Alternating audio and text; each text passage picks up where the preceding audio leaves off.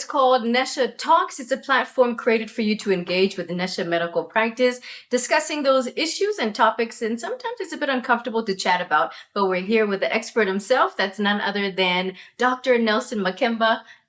Hello. I was going to say good evening, but hello. Yes, thank you for having me on the platform once again. I'm excited to be here. Yeah. And looking forward to just, engaging these informative discussions. We're just trying to, keep our nation educated and everybody else engaging us. So they must drop, a comment right below, and then, any suggestions of anything that you want us to talk about would be more than welcome to address it. And Doc, we appreciate the free consultation, so you're not charged for this at all. Yeah. Today we're going to keep it very generic about the healthcare in Namibia. Yeah. If we were to describe it in a nutshell, comparing to Africa and the rest of the world, where do we par from your lens? We have a sort of a hybrid system where we've got, the state, structure and the private structure. I think Namibia is probably one of, the best structured country in Africa at the moment. Our health indicators, are such that, we are doing quite very well. Obviously, there are rooms for improvement. But I think the way we have been structuring ourselves over the last couple of years, innovating and evolving with the times, I think we've been doing very well. Obviously, healthcare is a very, expensive exercises.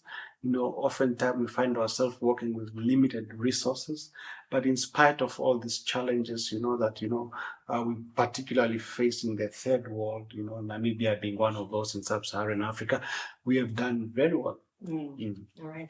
Not only just, the resources, but innovation. Yeah. Every year, there are new things coming. We've got new viruses coming, new pandemics.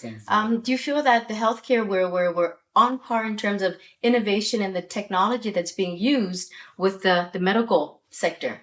I would say we probably have a lot of catch up to do, especially with infrastructure, simply because some of these things don't come cheap. In other part of the world, they're even engaging robotic surgical intervention nowadays. But some of those robots that you need to, the purchase of that robotic infrastructure alone runs in millions of dollars. So, but if you look at our setting, contrasting the private sector and the state, we have evolved quite somewhat. I wouldn't want to see ourselves as having been left behind. We just there, we are not at the forefront yet, but we are not left behind either. We're the middle child. Yeah, we are somewhere, we're the middle child. So we're catching up with the rest of the world, and we are moving away from the sort of, traditional things that, are done away with in most part of the world. So we have been doing very well. We have been navigating, these, difficult times, especially as you highlighted earlier, with the pandemics that we have been dealing with. We have somehow managed to mitigate, some of these, dynamics. Yeah. Doc, you keep on mentioning private as well as public as well. Yeah. How would you describe the gap between the two? Because somehow it shouldn't be too far off. Yes, private patients always can afford more. Yeah. But do you think that the gap in terms of the basic health, that's required for any human being, is there a big gap, or are we partially there?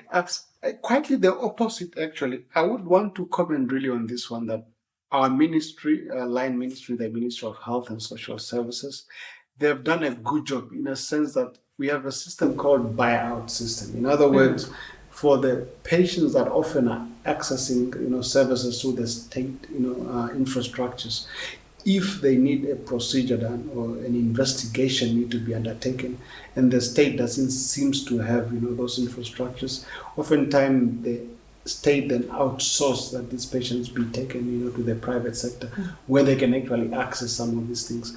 Obviously, we don't ship out everybody to the private. That might become a bit pricey for the ministry. But those isolated cases where there's really a need for an investigation that can be done, at a cost in the private sector, the ministry always, send those patients across, and make those provisions and pay for those services, on behalf of the patients.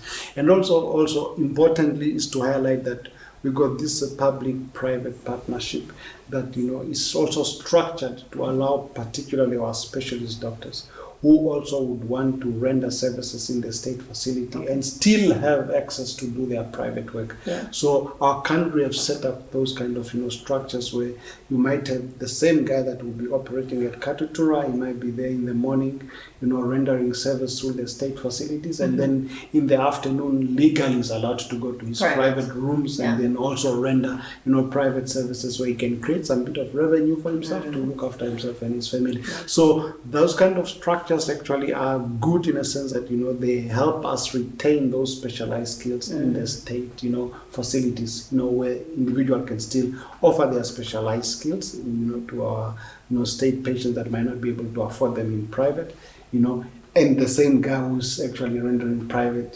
services is rendering the service in the state, in the public as well. And those skills then get to be realized by the very needy and those that are coming from the low socioeconomic setting. Speaking about specialists, some way, somehow it feels like years ago, people would have to go to South Africa or the States or Europe because of our resources and our specialists and our medical practitioners. Do you think in the industry we've geared ourselves up more and we have more of the specialized, qualified Namibians that can do the job? Yeah, the numbers are increasing. I remember particularly in our days when we were going to medical school, we didn't even have a medical school in Namibia to start with. So most of us found ourselves in South Africa. Others have gone to other parts of Africa like Ghana. Some went as far as Russia, Ukraine, and so forth. We have then since at least introduced an undergraduate program. So UNAM now offers the basic MBCHB training qualification, which is a undergraduate program, and most of our colleagues and people in our fraternity, when they desire to specialize, will probably find most of us will still have to go to South Africa to acquire the training. We have also introduced, since with the University of Namibia, an MMed program in anesthesia. So those kind of doctors who want to do anesthesiology, they are actually being trained locally as specialists, and I think there are plans to introduce more programs as more colleagues come, and then we have more workforce, and there are more specialists available to train others to become specialists. So then we will be adding programs with the University of Namibia. So we have done quite very well, and there's a lot of native Namibian doctors that have gone back to specialize and then having come back to the country to render their services. The dynamics in terms of people being spread out across the country, that might still come across as a bit of a challenge, because bigger cities like Windhoek, for instance, most of the specialists probably might want to render services from here because they are able to actually do the best with whatever exposure in terms of infrastructure. If you go to smaller cities, the hospitals are not always adequately equipped to sort of cater for individuals to render services there. That becomes a challenge. But an outreach program was actually introduced. What this outreach programs seek to do is to have specialized colleagues and experienced doctors, general practitioners go to smaller part of the country from time to time. They set up camp there. They could be there for a week or two, and then they will be offering specialized services for that time. Like volunteering work. Yeah, definitely. So that actually helps to address the backlog, because back then the system was set up that the regions would be referring their patients that need specialist services to Windhoek. But if we go and set up camp in Ocho and we are there for 2 weeks, those that do the operations will be operating on a daily basis. Those that are in outpatient, they will be seeing patient on a daily basis for a good 14 days. By the time the team then retreat back to the bigger city like Windhoek, most of that backlog has been addressed. And also there's an element of skill transfer. So when people go set up camp in a smaller city, the number of doctors that are there locally that are working in those facilities also get to be part of the team.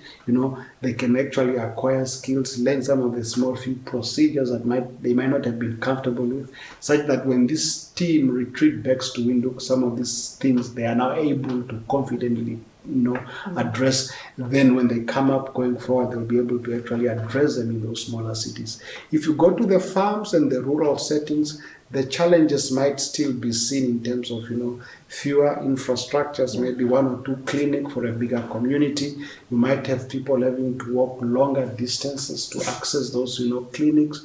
And most of the time, when you go to deep rural settings and farms, you might find that at the clinic you only have, experienced registered nurse. You might not always have the luxury of having a doctor on the clinic, But I think the ministry is always, innovating and evolving in terms of investing in infrastructures development, and also just coming up with incentive programs to encourage younger doctors to start off in those far off remote facilities, because when you're a bit of a younger doctor, and if you do give yourself a good 2, 3, 4 years in a smaller facility, it sort of put you in a place where you are forced to read, so you can get to understand what you're dealing with. It sort of build your confidence, you are there, you have to make major decisions, it's just good for career development. By far, most of us in our, early days when we were starting off, this is what we did. We did our internship with the bigger facilities. When we finished our internships, we sort of moved to those smaller hospitals where we were there for a good number of years. We got the practical. Taking care of the patients and, gaining those needed experiences, So when the younger doctors do this, it actually is good, because it then is a sort of a career developing initiative that, sort of helps you become a better person. When Doc mentions, partnerships, and again, you have the best of both worlds to experience, public as well as now private as well. How do you see more collaboration with government, especially the Ministry of Health, and those, doctors that work in isolation? They have their private practices. What do you wish to see more of in terms of collaboration? I think there's room for more collaboration. I think the public-private partnership that allows specialists to sort of help do both state work and private work is a good one. I'm hoping also to see where the ministry might allow even general practitioners who might have, knowledge and the wealth of experience, if they are able to, for instance, do calls at night to the state facilities within the specific department that they are comfortable with, so that when their private rooms are closed at night, they can still go offer services with the state facilities. That might actually be a good move. Then it also helps bridge the gap.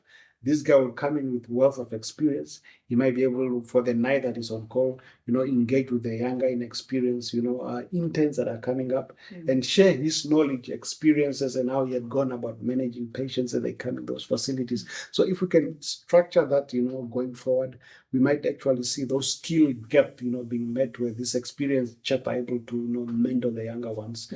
And the existing infrastructure and the dynamics in between, the state and the private can still be strengthened, but nevertheless, I think we have done a very good job. Yeah. And you too, Doc, you've been around the block for a bit, and also leading the way for future aspiring medical practitioners too. Yeah, no, I think, I've been around for a while, so. The hair is showing. The hair is showing. I don't know whether it's age or patience that was causing me. It's wisdom. Yeah, definitely. No, we really are grateful to be in an infrastructural development of our setting. I think we have done very well. If I were to compare Namibia to the rest of Africa, we probably, among the top 10. Okay, great. Doc, thank you very much. We appreciate your time and your wealth of information and experience. Keep up the good work. It's always a pleasure being here. Thank you very much. There you have it, Dr. Nelson Makemba at Nesha Medical Practice. And today was all about, having those conversations for those who aspire to go into the health, industry, and for those that would just like to make a good change. Thank you for joining us. Next month, we will be back.